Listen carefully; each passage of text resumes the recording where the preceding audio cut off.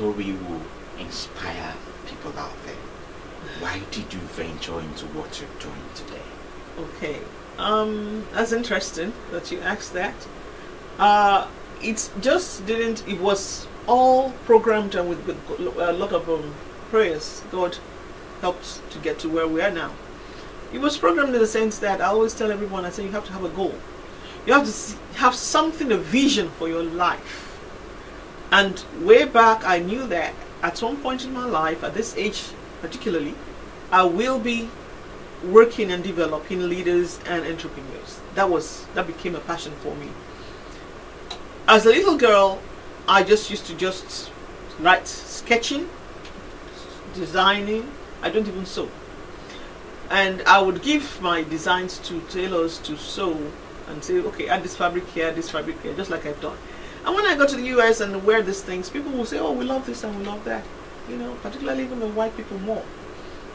And so I said, okay, if they like this thing, let me see what I can make of it.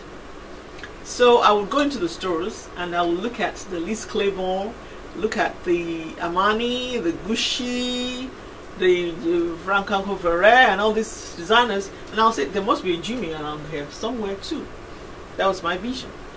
Now, how do I now get that vision to, it reminds me of the strategy class we had last week, to seeing a Jimmy label alongside these other ones? So I got designs from here. I did my designs, sent my fabric, wanted African fabrics. So I used the splash and I sent back to Nigeria. They produced it, sent to me. And the next thing I did photography. When I showed this to the stores, they said, okay, come and show us the actual thing.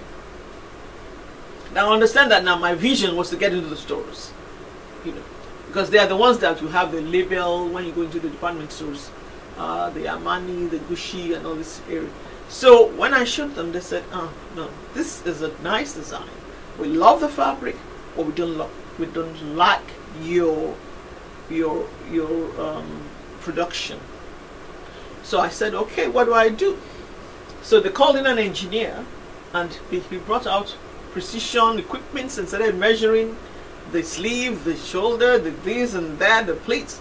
I was like, oh, you have to call an engineer to Anyway, they did that, and they gave me the specs. Took the specs to New York. And from there, the New York produced it to the specification of the engineer. And when I showed that to them, I said, now we're in business. Now we now love the fabric, we love the design, now your product has now matched our specification. So they now wrote an order for 1,000 garments. And that was how I got into the stores, and the Jumi label got into the stores. Now, it wasn't as simple as that. That's another story of how I could even produce, because the Nigerian fabric, they're not, or the producers or manufacturers of fabrics, they're not ready for mass production yet. So they were sending to me 6 yards. So you come and see the waste in the factory. So I would get extension upon extension, to the point that they were almost going to cancel on me. And it was the grace of God. I said, God help me, I don't know what to do. And by the time God ministered, I was able to get that production done, and they okayed it for shipment. So, and then everybody said, Jimmy is doing it right. Jimmy is. But that was, I just jumped the story now, because you don't want to know how I walked 27 floors to get to the right factory to produce those garments in 3 days. No. So I haven't finished. I went through that okay, and started the uniform line, selling to airlines, Delta Airlines and FedEx and all that. Now, so sent to hotels, designing the chef uniforms and the uniforms as well. So after doing all that, understanding from design concept to production to managing and marketing and negotiation with high-level organizations, then I now say, okay, now let's go to Nigeria. And then I went for my doctorate. And this was all between 1990, to 2000. When my doctorate, and decided to specialize, not in management, but in entrepreneurial leadership.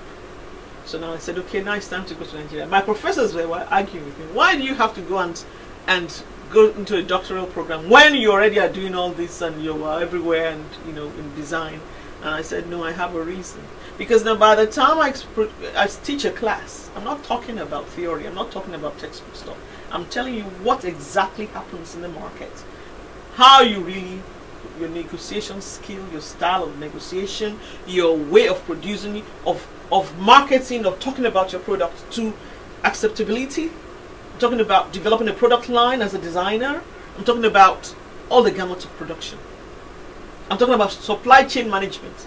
How you get fabrics from the manufacturer and piece goods and all that to a factory, and factory to the to your customer, and you are in another state, and you are issuing a pro forma invoice.